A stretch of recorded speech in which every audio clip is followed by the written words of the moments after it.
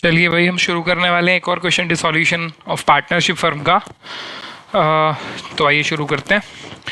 Prashant and Rajesh are partner in a firm sharing profit in the ratio 3:2 on 31st March. The balance sheet has been given.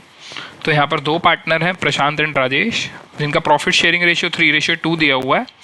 इसके बाद question कह रहा है कि balance sheet उनकी कुछ इस तरीके से डिस्क्लोज होती है, कुछ आइटम्स इस तरीके से बताए गए हैं।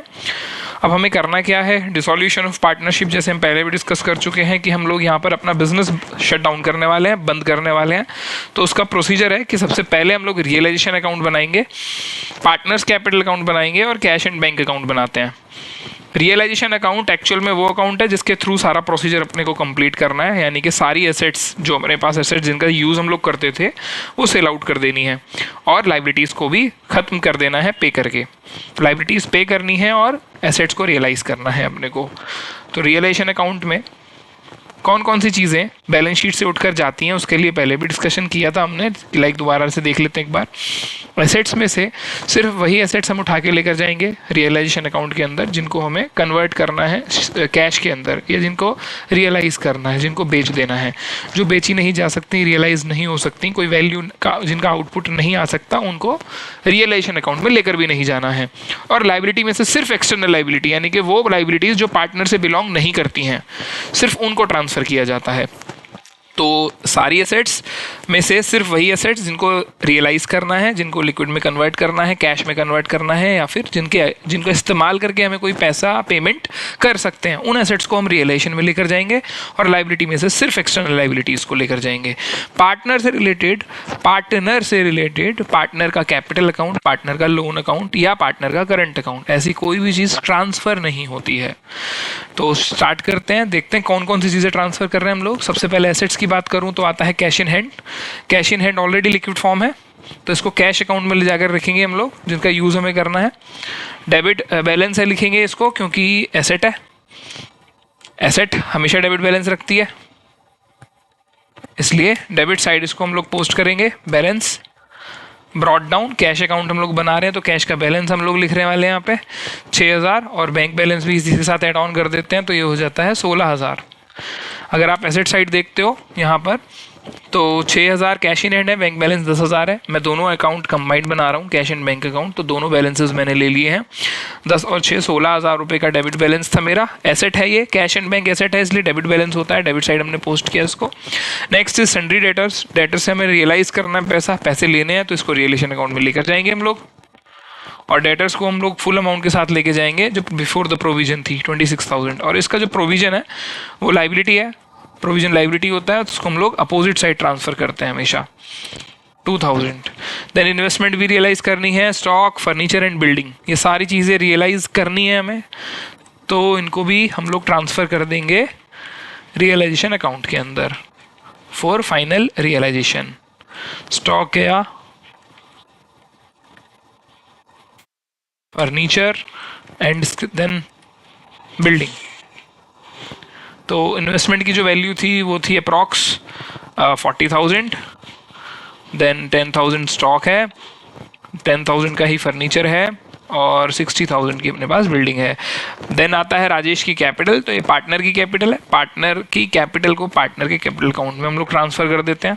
एसेट साइड कैपिटल देने का मतलब नेगेटिव कैपिटल है, तो इसलिए डेबिट बैलेंस में इसको लेकर जाएंगे हम लोग।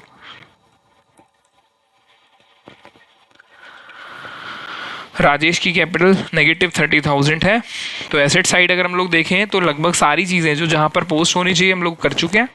अभी लाइबिलिटीज़ में से देखते हैं कौन कौन सी चीज़ें रियलाइजेशन में जाती हैं। तो bank overdraft is an outsider liability, external liability है, बैंक से हमने ओवरड्राफ्ट लाइक लोन लिया हुआ है, तो बैंक ओवरड्राफ्ट को भी हम लोग ट्रांसफ़र कर देते हैं रिलेशन में। देन आता है जनरल रिजर्व। भाई जनरल रिजर्व होता है प्रॉफिट का वो पार्ट जो हम लोगों ने रिजर्व करके रखा हुआ था, और ये तो हमें पेमेंट करना नहीं किसी को, इसे हम लोग पार्टनर्स में डिस्ट्रीब्यूट कर देंगे as a profit, as a part of profit in the profit sharing ratio. तो 56,000 का रिजर्व है, 56,000 इंटू 3/5, ऐसे ही 56,000 into 2/5, after that investment fluctuation reserve को हम लोग यहाँ पर ट्रांसफ़र कर देते हैं, हालांकि ये भी रिजर्व है लेकिन ये कवर अप देता है इन्वेस्टमेंट में होने वाले लॉस को, इसलिए इसको हम ट्रांसफ़र कर रहे हैं रियलाइजेशन अकाउंट में। रीज़न, इन्वेस्टमेंट जब रियलाइज होगी तो यहाँ वैल्यू लिखी जाएगी, इसीलिए उसको कवर देने के लिए IFR हम लोगों ने डिस्ट्रीब्यूट नहीं किया, इसको ट्रांसफ़र कर देंगे हम। ये था 20,000 का। देन आते हैं loan by Prashant. Prashant loan तो पार्टनर हुआ ना, प्रशांत तो पार्टनर है, तो पार्टनर के लोन को हम लोग डायरेक्टली पे आउट कर देंगे। जब डायरेक्ट पे आउट करोगे तो आपका कैश इम्पैक्ट होगा सीधा। प्रशांत लोन हम लोग डायरेक्ट पे कर रहे हैं, इसलिए कैश में से क्रेडिट कर देंगे 34,000। पार्टनर से रिलेटेड चीज़ें रिलेशन के अकाउंट के थ्रू, रियलाइजेशन अकाउंट के थ्रू ट्रांसफ़र नहीं होती, सेटल नहीं होती। कोई भी चीज़ जो पार्टनर से बिलोंग करती है ट्रांसफ़र नहीं होती है। देन आते हैं आगे, कैपिटल अकाउंट दिया हुआ है, कैपिटल अकाउंट के अंदर रखेंगे।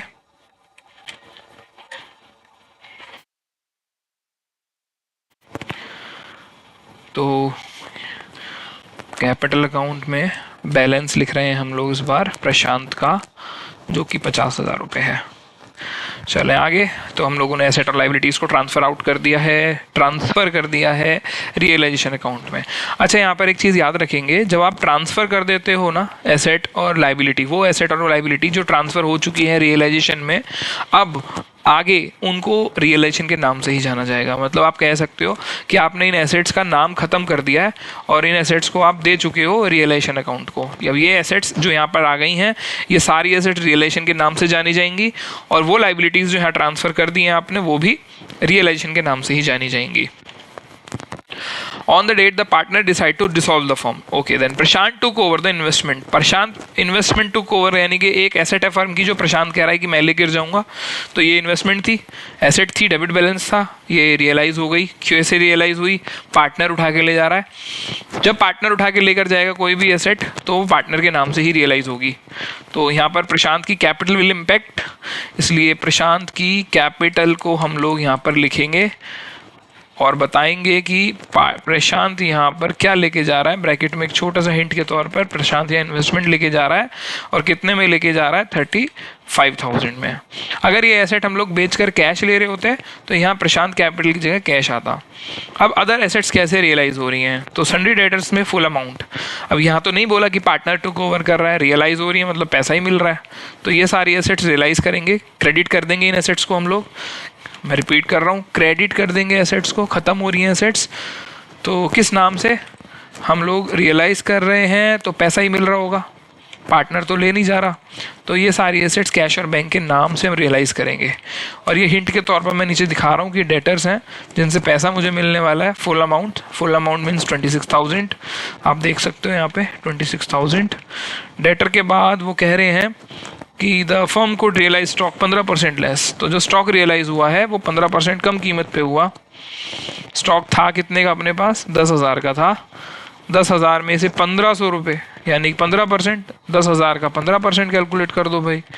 तो 10,000 का 15% जब आप निकालोगे, 10,000 का 15%, तो ये 1,500 आता है।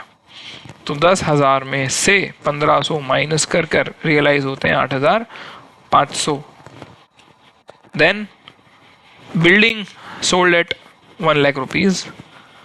बिल्डिंग हमने बेच दी है और बेचकर कैश ही मिला है। कितना मिला है? 1 लाख रुपए। तो स्टॉक, डेटर एंड बिल्डिंग ये रियलाइज हो चुकी हैं।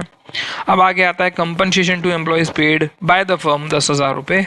हम यहाँ पे कंपनसेशन पे कर रहे हैं अपने एम्प्लॉयज़ को 10,000 रुपये का। तो फर्म के लिए एक्सपेंडिचर हुआ जो कि डेबिट होता है हमेशा। पे कर रही है फर्म तो कैश का इस्तेमाल हुआ है, इसलिए कैश के नाम से लिखेंगे। रिपीट, डेबिट साइड क्यों लिखा रियलेशन में? क्योंकि ये एक्सपेंस है, एक तरीके से लॉस है, डेबिट होता है हमेशा। किसके नाम से लिखा? कैश, क्योंकि हम पैसे दे रहे हैं, फर्म कैसे दे रही है, इसलिए कैश के नाम से रियलाइज कर रहे हैं। Compensation amount 10,000। देन आता है the liability was not provided in the books. अच्छा, ये बता रहा है कि लाइबिलिटी नहीं प्रोवाइड की गई थी, ऐसा कोई लाइबिलिटी पुरानी थी नहीं हमारे पास, हमने अचानक से लाइबिलिटी क्रिएट हुई है, उन्होंने पेमेंट कर दिया है। क्वेश्चन के पॉइंट अगर हम लोग देखें तो लगभग सारे कंप्लीट हो चुके हैं ना, तो हम लोग लास्ट में चेकआउट जरूर करेंगे क्या सारी एसेट रियलाइज हो गई। बारी बारी देखते हैं। डेटर्स, जी हाँ ये रहे, हो गए। इन्वेस्टमेंट, हाँ जी प्रशांत लेकर गया था। स्टॉक के भी पैसे मिल गए हैं। और फर्नीचर के बारे में कोई डिस्कशन नहीं हुआ ना, तो हम लोग फर्नीचर को यहाँ पर फुल वैल्यू के साथ रियलाइज कर देंगे। इसके साथ आपको ये याद रखना है कि furniture is a tangible asset. हम लोग टेंजिबल एसेट्स के ही साथ ऐसा कर सकते हैं कि वैल्यू अगर क्वेश्चन ने डिस्कस नहीं की तो फुल वैल्यू से रियलाइज किया जा सकता है। इंटेंजिबल एसेट अगर एसेट में है और क्वेश्चन ने उसका बताया नहीं रियलाइजेशन अमाउंट कि कितने रुपए में वो एसेट रियलाइज हो रही है, तो हम उसको ज़ीरो मान लेते हैं।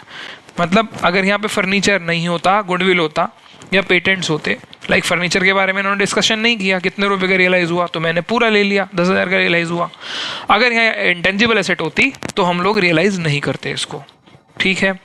तो चलो अभी सारी हो चुकी हैं एसेट रियलाइज, बिल्डिंग भी हो गई। अब पेमेंट की बात करें तो प्रोविजन का पेमेंट हमें करना नहीं, IFR का पेमेंट हमें करना नहीं, बैंक ओवरड्राफ्ट का पेमेंट करना है भाई, वो हमने कर देते हैं।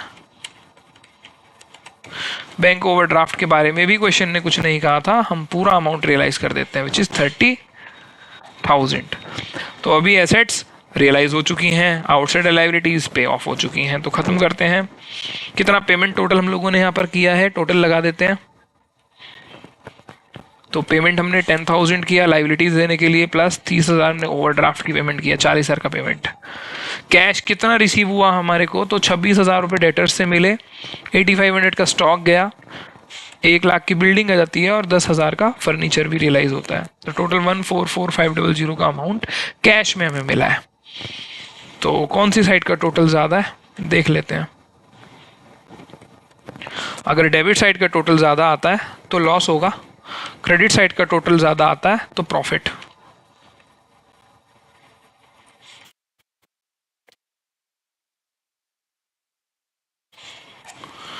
तो क्रेडिट साइड का टोटल ज़्यादा है, यानी कि हम लोग प्रॉफिट में हैं। देख लेते हैं कितना प्रॉफिट है अपने को। ये पूरी साइड हमारी माइनस करके पता चलेगा कि 45,500 का प्रॉफिट है, जिसे हम गेन कहेंगे। And gain transfer to capital account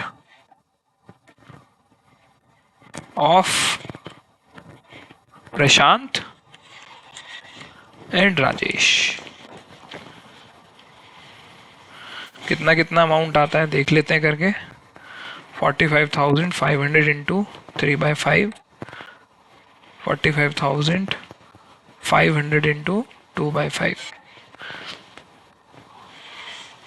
चलिए जल्दी खत्म करते हैं। 27,300 का प्रॉफिट इसको जाता है, 18,200 का प्रॉफिट इसको जाता है।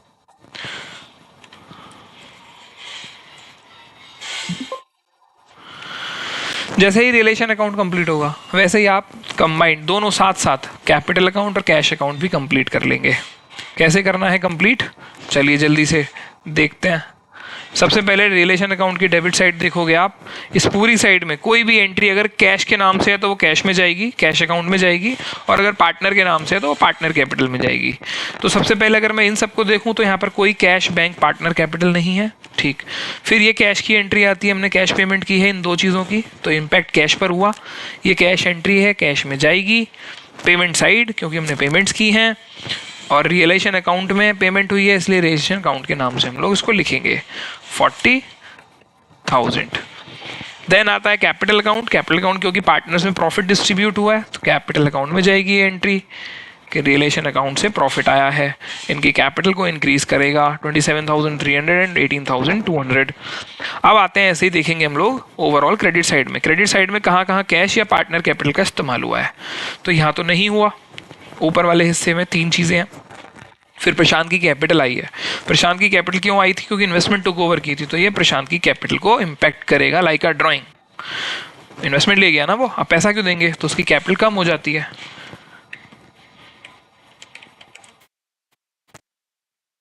देन कैश में हमने काफ़ी सारी एसेट सेल आउट की थी, तो कैश इंपैक्ट होगा और कैश इंक्रीज हो जाएगा 144,500 रुपीज़ के साथ, क्योंकि हमने काफ़ी सारी एसेट्स को बेचकर पैसा ले लिया है। तो इसी के साथ हमारा कंप्लीट होता है cash account and capital account भी लगभग। टोटल करते हैं और फाइनल हिसाब कर देते हैं किसको कितना अमाउंट देना पड़ेगा अपने को। तो टोटल करते हैं पार्टनर कैपिटल का सबसे पहले प्रशांत का कर लो, और ऐसे ही आप कर दो राजेश का। देन आप डिडक्शन के बाद कितना फाइनल पेमेंट इनको करने वाले हो वो कैलकुलेट हो जाता है। तो प्रशांत का 110,900 का टोटल था कैपिटल, जिसमें से हम 35,000 उसको इन्वेस्टमेंट के रूप में दे चुके हैं। देन माइनस करेंगे तो 75,900 का फाइनल पेमेंट होगा। ऐसे ही इसके 40,600 में से हम लोग माइनस कर देते हैं उसकी पुरानी नेगेटिव कैपिटल, तो देन 10,000 का पेमेंट हम इसको करने वाले हैं।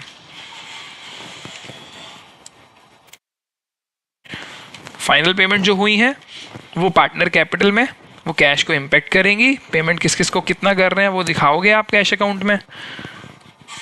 तो प्रशांत की कैपिटल का पेमेंट भी दिखाना है आपको, और राजेश की कैपिटल का फाइनल पेमेंट कितना हुआ वो भी दिखाना है। Final payment 75,900 to Prashant, 10,600 to Rajesh. Final total करते हैं और ये हमारा इक्वल आना चाहिए। सम नहीं आया तो मतलब हमने कहीं गड़बड़ की है, और सम अगर इक्वल आता है तो हम लोग बिल्कुल ठीक हैं। तो ये टोटल इक्वल आया 160,500 और क्वेश्चन कंप्लीट हो गया। इसी को हम जनरल एंट्री में भी कर सकते हैं। तो अब नेक्स्ट क्वेश्चन हम जनरल एंट्री से करेंगे।